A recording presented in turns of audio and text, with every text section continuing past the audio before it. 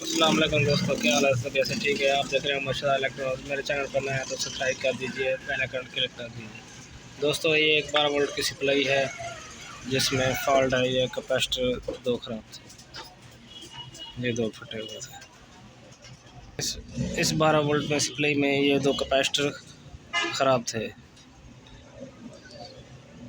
ये देखें, अब मैंने नया लगा दिए। एक रहता है,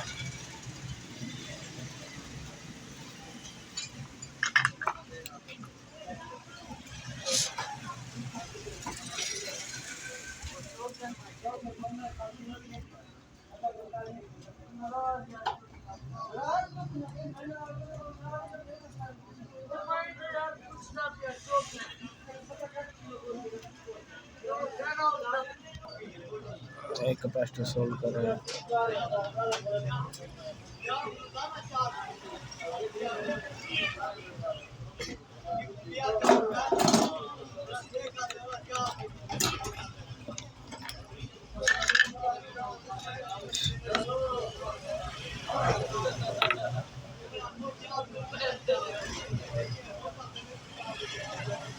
अब ये सीरीज में लगा अच्छा करते हैं।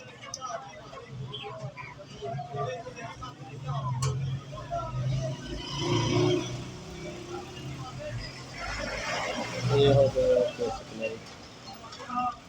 ठीक है।